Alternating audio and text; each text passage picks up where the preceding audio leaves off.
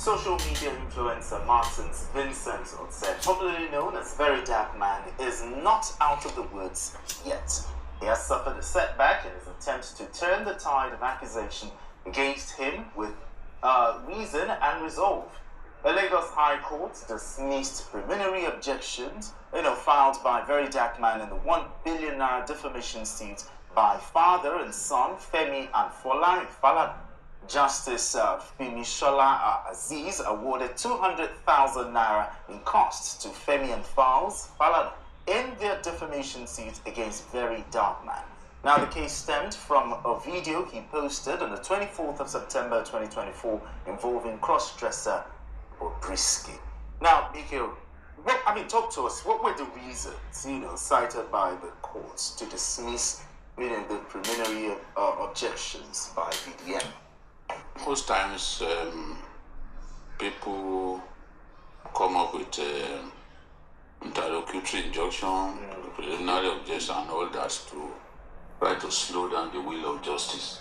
And it is well within the powers of the judge to decide whether you have a valid case, to want a preliminary injunction instituted. So if the judge is not convinced, he will say, no, I disagree. Your preliminary objection lacks merit.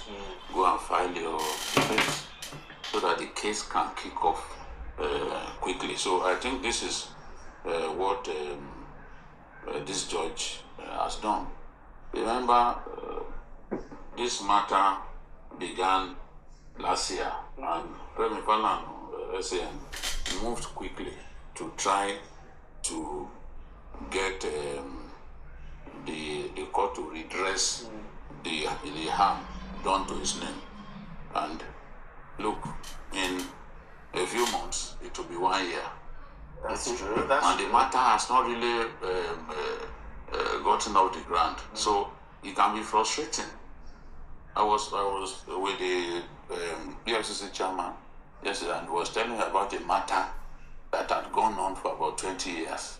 Wow. And the case cannot be said to have even officially kicked off, because this preliminary objection today, it's another obstacle tomorrow. Sometimes these objections, they will go all the way to even Supreme Court. Yes. To argue something that has nothing to do with the main substance of the matter. So in this case, the judge felt that, Very Dark Man, your preliminary objection has no merit.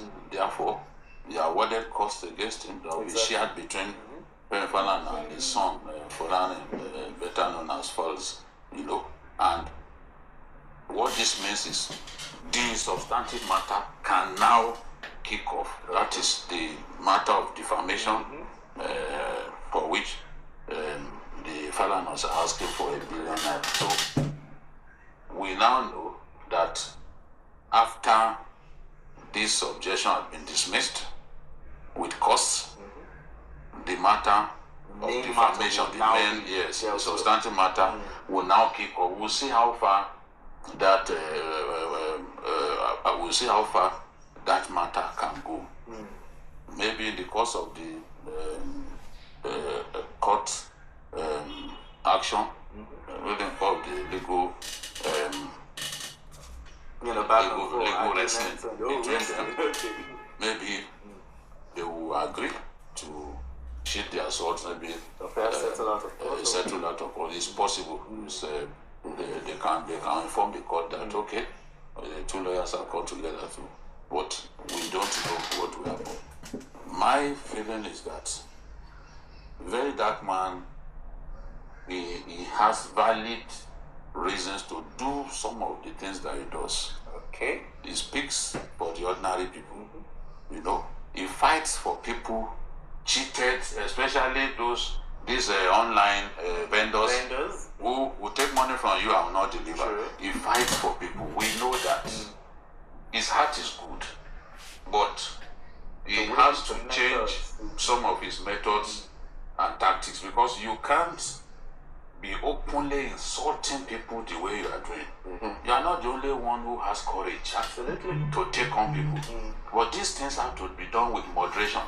Even if you want to attack people, you have to do it with some measure of moderation, because decorum. Absolutely. Look at the other day, they decided to put on the police uniform illegally. The case is still on. Yeah, that's true. It was rearranged recently by the IG, accused of cyberbullying Yabo Ojo and Tonto Dike. That matter is there. There's also the matter of Mercy Chinwo, who also sued him for defamation. It is said that there are no less than 3 dozen cases against this young man. That of the EFCC, I asked the EFCC chairman, what are you doing with Vdm? What is his crime? He said they received 4 petitions against him and they are obligated to investigate all of those petitions. As far as they are concerned, it's not the hook yet. So how many punches can he actually take?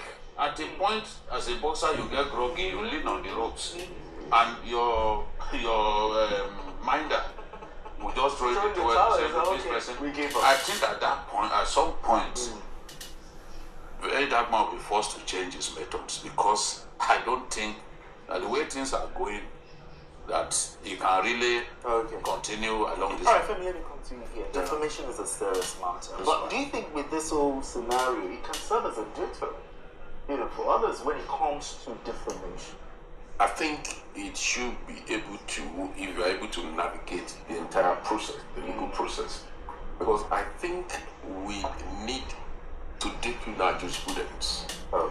In this case, we are allowed to deepen jurisprudence. If you are a social influencer, it's not a liberty for you to defame people, to impugn on people's character.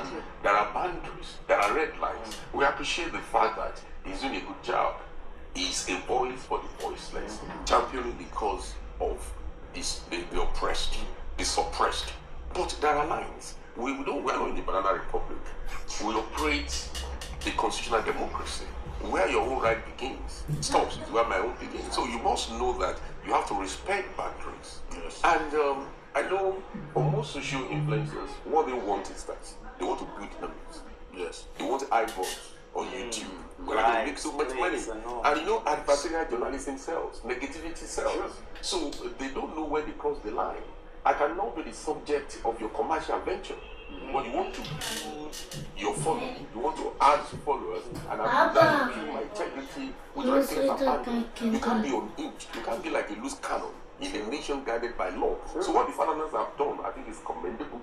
We are not saying that very I'm making video. The court can say will determine. What we are saying is this will deepen our jurisprudence and serve as a reference point for other social media influencers that want to build numbers that you must respect back. Absolutely. You can't just run the nation roughshod and just behave like smooth cannon. Like I said earlier on, we must respect the law in the pursuit of our vocation. Hey, leave it. Leave it.